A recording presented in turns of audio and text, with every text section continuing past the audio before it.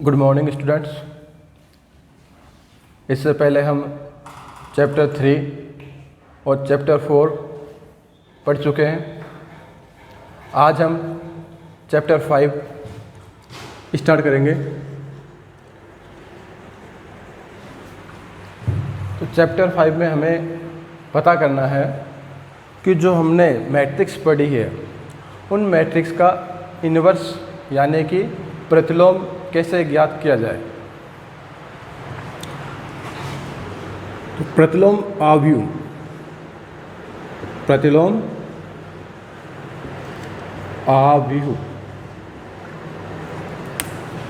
या inverse matrix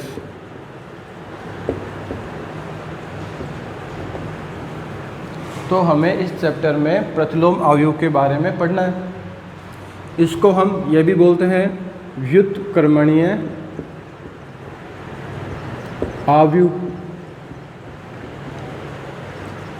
या non singular matrix. तो हमें अध्ययन करना है इन्वर्स मैट्रिक्स के बारे में, नॉन सिंगुलर मैट्रिक्स के बारे में। तो कोई भी मैट्रिक्स नॉन सिंगुलर मैट्रिक्स कब होगी? तो पहली शर्त है उसके लिए कि हम यहाँ पे जो है इन्वर्स पता करेंगे वो सारणिक होगा, अर्थात वर्ग आव्यूह होना चाहिए। सारणिक को हम लिखते हैं इस प्रकार से।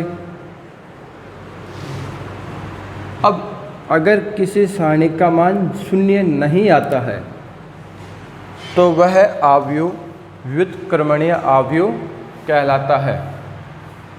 यदि हमें किसी भी सारणिक का मान 0 प्राप्त नहीं हो तो हम उसे कहेंगे नॉन सिंगुलर मैट्रिक्स या अव्युत्क्रमणीय आव्यूह सिंगुलर मैट्रिक्स।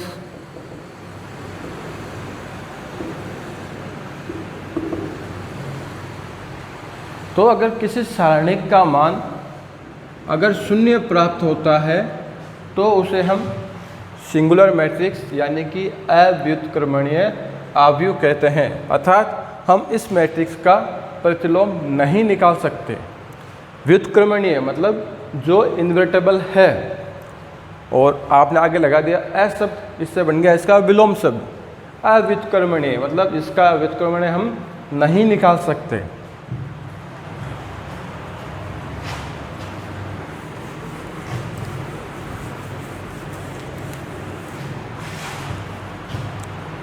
तो हमने इससे पहले एडजॉइंट ए निकालना सीखा था, यानी कि सहखंड। तो हमने पिछले क्वेश्चन में सहखंड एडजॉइंट निकालना सीखा था। जैसे हमारा कोई एक सारणिक है ए, उसके अवयव हैं 1 2 3 4 और हमें इसका इन्वर्स निकालना है, प्रतिलोम निकालना है।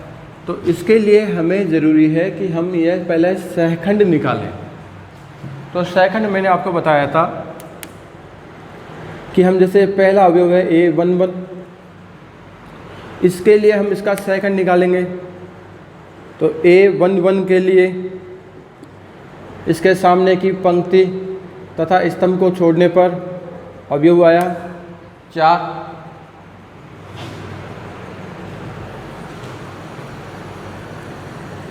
फिर A12 के सामने के अवयव को पहली पंक्ति तथा दूसरा स्तंभ छोड़ने पर अवयव आया 2। A21 के लिए 3, A22 के लिए 4 के लिए 1। तो ये हमें अभी तक उपसारणिक मिले हैं। क्या मिले? ये उपसारणिक। अब हम इनके बनाएंगे सहखंड। हम लिखेंगे सहखंड F11। हमने आपको बताया था कि यहाँ पे पंक्ति तथा स्तंभों की संख्या को जोड़ना है। अगर इनका योग सम संख्या आती है तो जो चिन्ह है वही रहेगा, 4 के 4। 12 F12 पंक्ति तथा स्तंभों की संख्या का योग 3 आ रहा है, जो कि एक विषम संख्या है, अतः हम इसके आगे माइनस का चिन्ह लगाएंगे। 21 विषम संख्या, तो इसके आगे माइनस का चिन्ह लगाएंगे। 22 नो चेंज। तो जब पंक्ति व स्तंभों की संख्या सम आए तो कोई भी चिन्ह नहीं लगाना है, जो है वही रहेगा। अगर पंक्ति व स्तंभों की संख्या का योग विषम संख्या आता है तो उसे हम माइनस से गुणा करेंगे। अब इसका हम वापस, तो ये आपके जो है इसके सहखंड है, ये इसके सहखंड कोफैक्टर।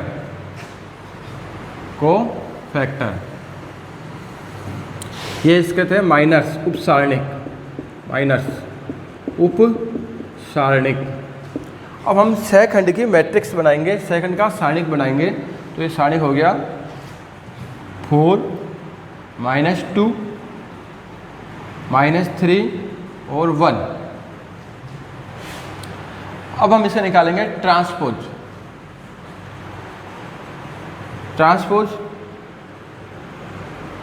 मतलब आपको पंक्ति को स्तंभ में बदलना है। 4 -2 -3 और 1। तो यह है इस सारणिक का सहखंड प्राप्त हुआ। अब हमें इसका इन्वर्स निकालना था, प्रतिलोम निकालना था। तो प्रतिलोम के लिए हमारी पहली शर्त थी कि सारणिक का मान 0 नहीं होगा, तभी प्रतिलोम उपस्थित होगा। तो हम इसका मान निकालते हैं।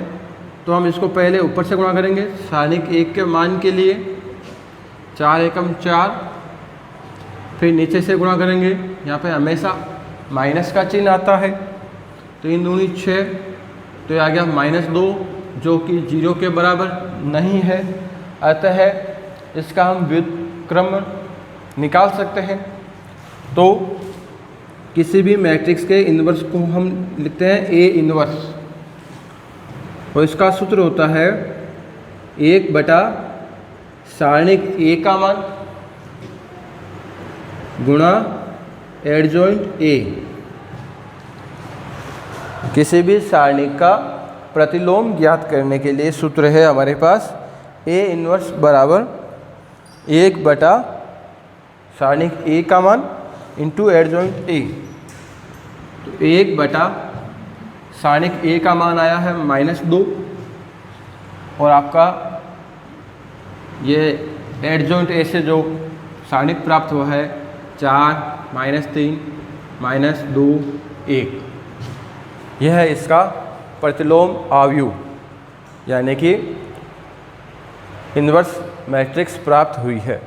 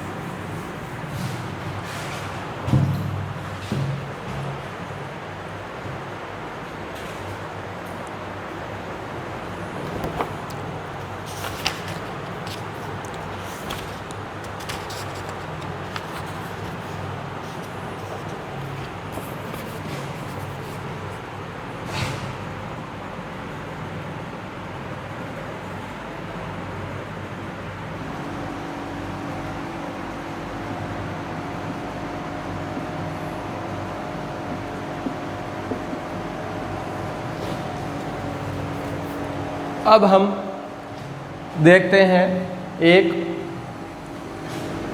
3×3 मैट्रिक्स का प्रतिलोम निकालना। देखिए, तो पहली शर्त है प्रतिलोम उपस्थित तभी होगा जब सारणी का मान शून्य नहीं हो। तो हम इस सारणी का मान निकालते हैं। तो आपको बताया हुआ है कि हम इस सारणी का मान निकालने के लिए किसी भी पंक्ति या किसी भी स्तंभ के अनुदिश विस्तार करके इसका मान निकाल सकते हैं। अभी हम यहाँ पर R1 के अनुदिश इसका मान निकाल रहे हैं। तो R1 के अवयव है 1, 2 और 5। R1 ये A11 है, पहली पंक्ति तथा पहला स्तंभ, योग सम में इसलिए प्लस का चिन्ह आएगा। पहली पंक्ति दूसरा स्तंभ योग विषम है इसलिए चिन्ह माइनस का आएगा। पहली पंक्ति तीसरा स्तंभ तो वापस प्लस आएगा। अब 1 के सामने के पंक्ति व स्तंभ के अवयवों को छोड़ने पर -1, -1, 3, -1। 2 के सामने के अवयवों को छोड़ने पर 1, 2, -1, -1। 5 के सामने के अवयवों को छोड़ने पर 1, -1, 2, 3, 1। पहले हम इसको इधर से गुणा करेंगे तो 1 आएगा। यहाँ पे हमेशा पहले चिन्ह माइनस का आता है, फिर ये माइनस के 3, -2, -1, चिन्ह माइनस का आएगा, -2, +5, 3 एकम 3, -2, माइनस गुणा माइनस प्लस, तो 3 और 1 हो गए 4, माइनस गुणा माइनस प्लस, तो 2 -1, 1 गुणा -2, -2, माइनस माइनस प्लस, तो 3 और 2 5, 5 गुणा 5 25, 25 और 4 29, -2 27, जो कि 0 के बराबर नहीं है। अतः इसका इन्वर्स संभव है। यह है एक व्युत्क्रमणीय आव्यूह यानी कि नॉन सिंगुलर मैट्रिक्स है। अब हमें इसका निकालना है इन्वर्स। तो इन्वर्स का फॉर्मूला होता है A inverse equals to 1 upon determinant A into adjoint A। हमें इस सारणी का मान यहाँ पे रखना है और एक सहखंडों की सारणी निकाल के यहाँ पे रखनी है। तो हम सबसे पहले A11 के लिए उप सारणिक निकालेंगे, उसके बाद उसका सहखंड पता करेंगे। तो A11 के लिए पंक्ति व स्तंभों के अवयवों को छोड़ने पर -1, -1, 3, -1।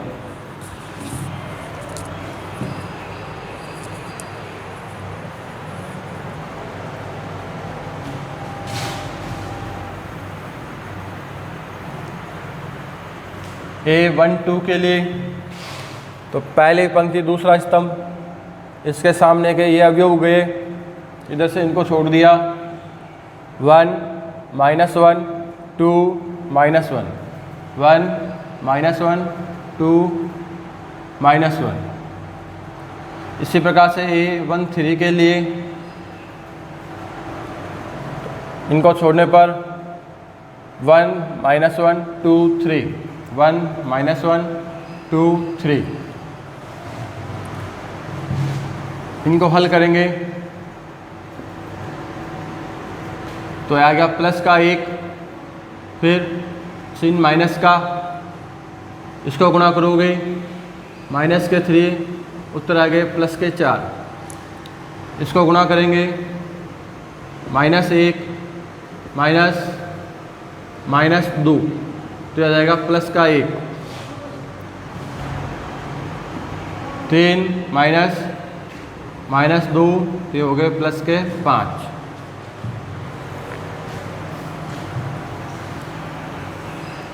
इसी प्रकार से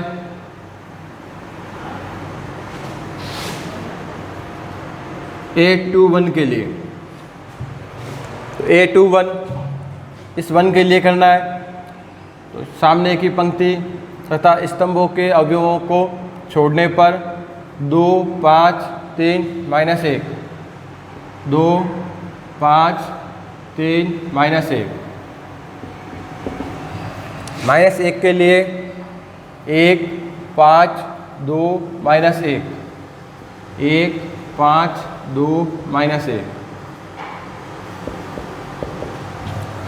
-1 के लिए 1 2 2 3, 1 2 2 3। इनको हल करेंगे तो -2 -15 -17, -1 -10 -11, 3 -4 -1। अब तीसरी पंक्ति तथा पहले स्तंभ के लिए A31 तो ये बचेगा 2 5 -1 -1। A32 के लिए 1 1 5 -1, 1 1 5 -1, -1 के लिए 1 2 1 2 1 -1,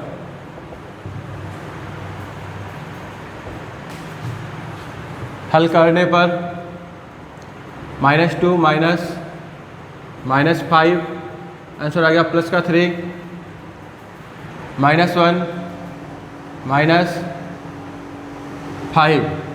-6 -1 -2 -3।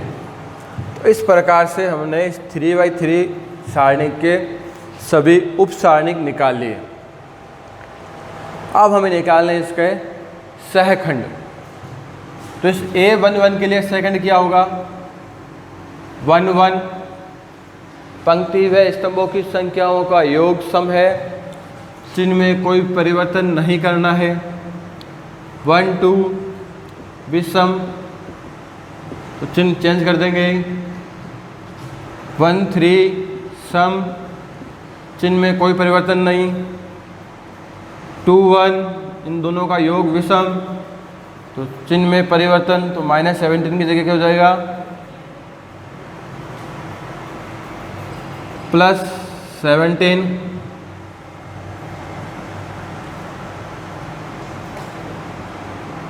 2 2 नो चेंज जो है वही रहेगा। 2 3 विषम जिसका चेंज हो गया +1। 3 1 नो चेंज। 3 2 विषम तो इसका हो गया +6। 3 3 सम नो चेंज, कोई परिवर्तन नहीं करना है। तो अब इसकी जो मैट्रिक्स बनेगी वो मैट्रिक्स वो सारणिक होगा 4 -1 5 17 -11 1 3 6 -3। अब हमें निकालना है इसका ट्रांसपोज। तो इसका ट्रांसपोज करने पर इसका ट्रांसपोज करेंगे तो ये आ गया 4 -1 5 17 -11 1 3 6 -3। तो ये है इसका एडजॉइंट ए है, ये क्या है इसका एडजॉइंट ए। अब हमें निकालना ए इनवर्स इक्वल्स टू, तो 1/सारणिक ए का मान जो कि हमारे पास था 27, एडजॉइंट ए 4, 17, 3, -1, -11, 6, 5, 1, -3। ये आपका 3x3 मैट्रिक्स का एक प्रतिलोम निकालना हुआ।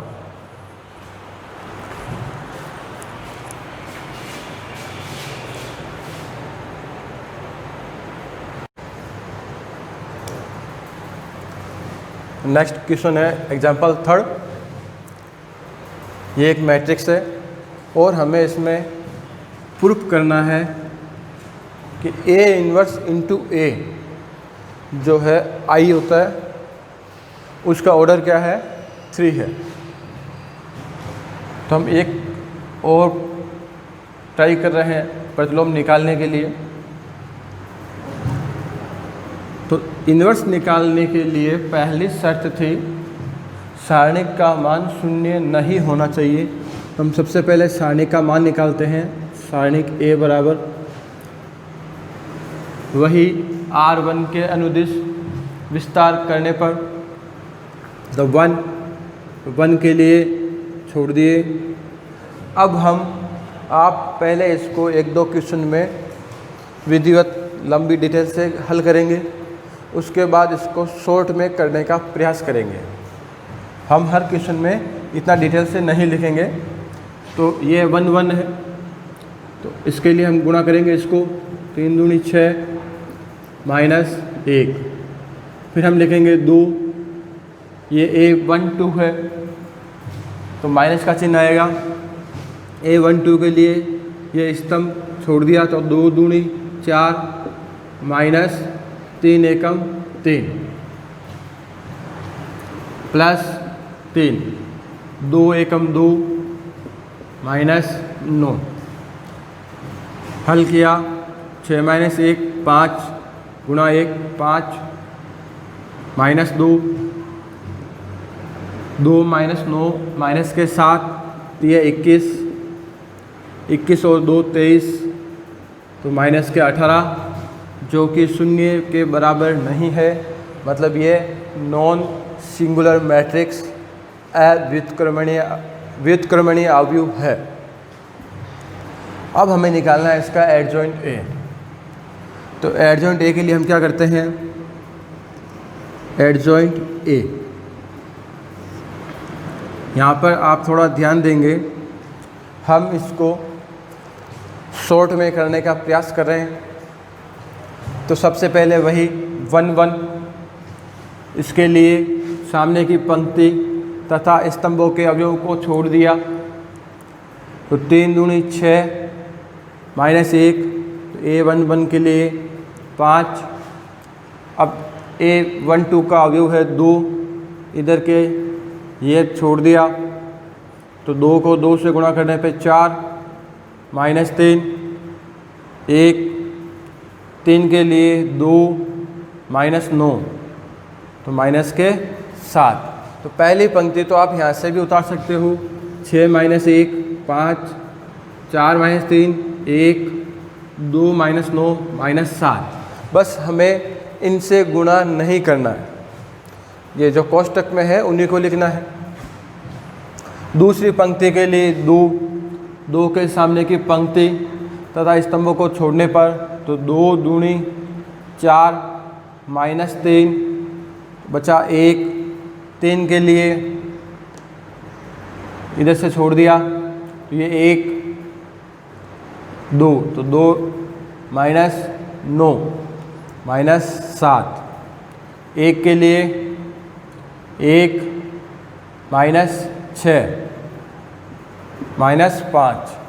अब 3 के लिए 2 -9 -7 1 के लिए इनको छोड़ने पर 1 -6 2 के लिए 3 एकम 3 -4 -1।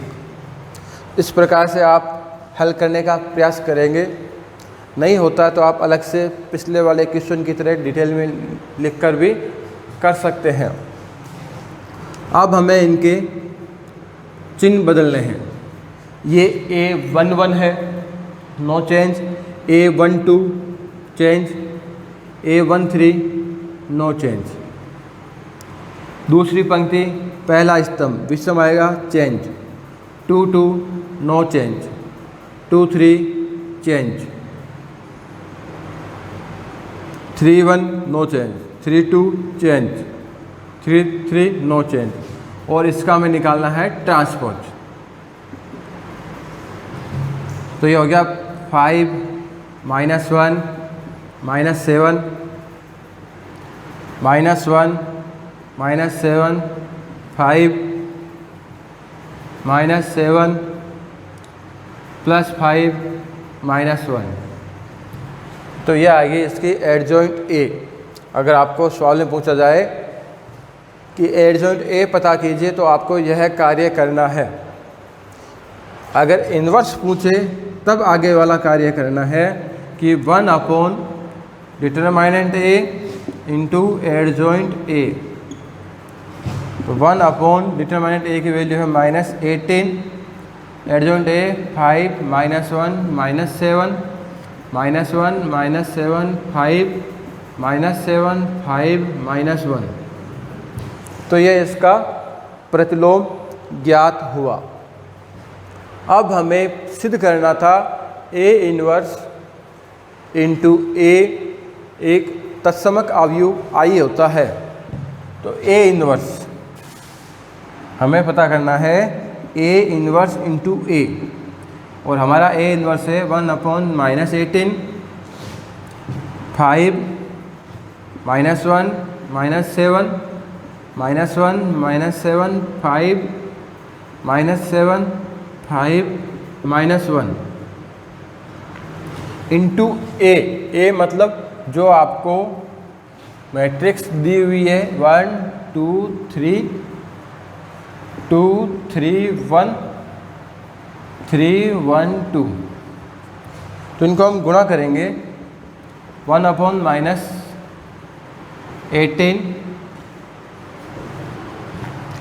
तो पहली पंक्ति को पहले स्तंभ के साथ गुणा करना है। गुणा करना आपने तीसरे चैप्टर में सीखा है, ध्यान देंगे। 5 एकम 5 -2। एक बार लिख देते हैं 5 गुणा 1, पहले अवयव को पहले अवयव के साथ, दूसरे अवयव को दूसरे अवयव के साथ, तीसरे अवयव को तीसरे अवयव के साथ। अब पहली पंक्ति को दूसरे स्तंभ के साथ 5 दूनी 10 -1 गुणा 3 -3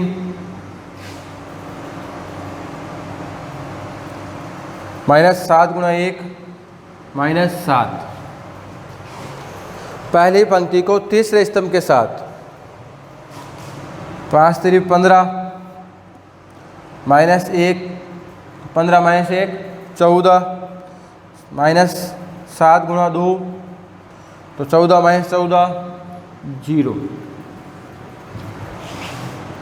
इसी प्रकार से दूसरी पंक्ति को पहले स्तंभ के साथ -1 -7 दूनी 14 तो -1 और -14 -15 प्लस 5 3 15 तो 15 -15 0।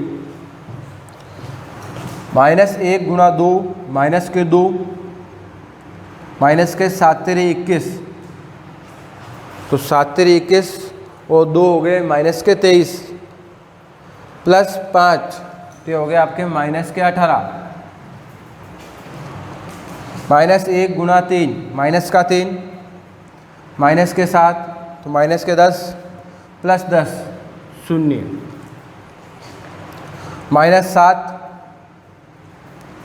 प्लस 10 -3 0 -14 प्लस 15 -1 15 -15 0 -21 प्लस के 5 माइनस के 2, तो -23 + 5 -18। इसको भी हल करोगे तो -18 और इसका हल आ जाएगा 0। तो इसमें से हमने क्या किया, इस मैट्रिक्स में से, ये मैट्रिक्स है, हमने गुणा किया। गुणा 2 मैट्रिक्स का होता है और 2 मैट्रिक्स का गुणा मैट्रिक्स प्राप्त होता है। तो हम पूरी मैट्रिक्स में से -18 कॉमन ले रहे हैं। सारणी के अंदर किसी एक पंक्ति या एक स्तंभ से कॉमन लेते हैं। यहाँ पे 2 प्रतिलोम अवयव का इस अवयव के साथ गुणा करना, ये सभी मैट्रिक्स फॉर्म में है।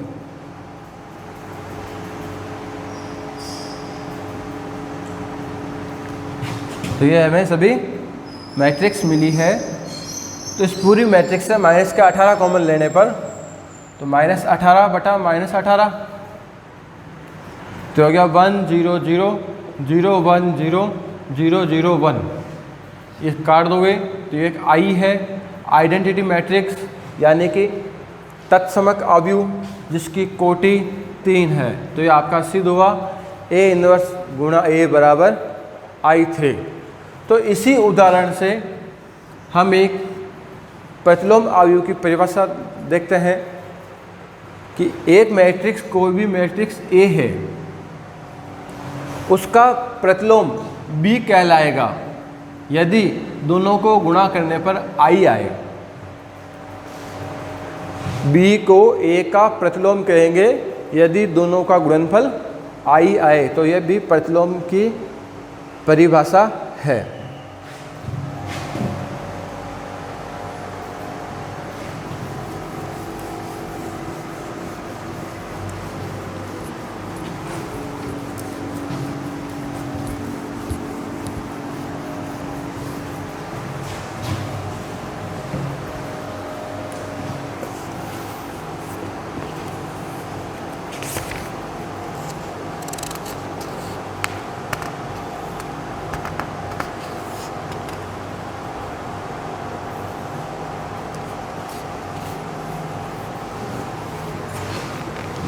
एग्जाम्पल नंबर 5, यदि अवयव A 2 3 1 2 हो तो सिद्ध कीजिए A² - 4A + I बराबर 0 अवयव तथा A 1 भी ज्ञात कीजिए। आपको एक मैट्रिक्स दी हुई है 2×2 की, और ये क्या समीकरण दिया हुआ है। इस समीकरण को पहले सिद्ध करना है। A² मतलब A × A - 4A + I, आपको 0 अवयव दिया हुआ है। ये आप लिखेंगे 2 3 1 2, वापस 2 3 1 2 -4A 2 3 1 2। I का मतलब होता है आइडेंटिटी मैट्रिक्स 1 0 0 1। ये हमने लेफ्ट हैंड साइड ली है। तो पहली पंक्ति को पहले स्तंभ के साथ गुणा करने पर पहले अवयव को पहले अवयव के साथ गुणा करेंगे, तो 2 दूनी 4, बीच में प्लस का चिन्ह आएगा। दूसरे अवयव को दूसरे अवयव के साथ गुणा करेंगे तो 3, तो हो गए 7। इसी प्रकार से 3 दूनी 6 + 6 12, 2 एकम 2 + 2 4, 3 + 4 7, 4 दूनी 8, 4 3 12, 4 एकम 4, 4 दूनी 8 + 1 0 0 1, वो 7 और 1 8, 8 60 गए 0, 12 + 0 12 -12 0, 4 + 0 4 -4 0, 7 + 1 8 -8 0। तो ये आपका आ गई राइट हैंड साइड, जो कि यह समीकरण सिद्ध करना था। समीकरण सिद्ध हुआ। अब हमें यहाँ पर इन्वर्स भी निकालना है तथा ए इन्वर्स भी पता कीजिए। तो जब भी आपको एक समीकरण सिद्ध करने के लिए दिया हुआ हो और क्वेश्चन में इन्वर्स पूछा हुआ है, तो हमने अभी पीछे वाले क्वेश्चन में जिस विधि से इन्वर्स पता किया है उस विधि से नहीं करना है। समीकरण दिया हुआ है मतलब आपको ये दूसरी विधि लगानी है। वो विधि क्या है देखते हैं। आपको समीकरण दिया हुआ है a² minus 4a plus i equals to शून्य मैट्रिक्स। इस दिए गए समीकरण को a इन्वर्स से गुणा करने पर, जब भी आपको इसी प्रकार का सवाल दे सभी प्रश्नों में a इन्वर्स से ही गुणा करना है। तो a² into a inverse 4a into a inverse plus i into a inverse 0 into a inverse. यहाँ पे दोनों के आधार समान है तो घातें जुड़ेगी, तो ये आ गया a। अभी आपको बताया था कि कोई भी मैट्रिक्स है, हमने पढ़ा था प्रतिलोम की परिभाषा दी थी पिछले क्वेश्चन में कि ये कोई मैट्रिक्स A है और इसका प्रतिलोम B है, दोनों को गुणा करेंगे तो I आएगा। मतलब B को A का प्रतिलोम अवयव कहेंगे। तो हम B को A इन्वर्स भी लिख सकते हैं। तो यह क्या हो गया A into A inverse equals to I। तो यहाँ पे A इंटू A इन्वर्स है तो क्या हो गया I। किसी भी मैट्रिक्स को तत्समक अवयव से गुणा करने पर वापस वही मैट्रिक्स प्राप्त होती है। और शून्य से किसी को गुणा करोगे शून्य आएगा। अब हमें इन्वर्स पता करना है, इसको इधर रहने दो, बाकी दोनों का पक्षांतरण। तो A इन्वर्स बराबर तत्समक अवयव माइनस का था प्लस का हो गया, ये माइनस का। तत्समक अवयव 1 0 0 1 माइनस A के अवयव हैं 2 3 1 2। तो हल करने पर 1 minus 2 minus 1 0 minus 3 0 minus 1 1 minus 2। इस प्रकार से हमें समीकरण की सहायता से इन्वर्स प्राप्त हुआ।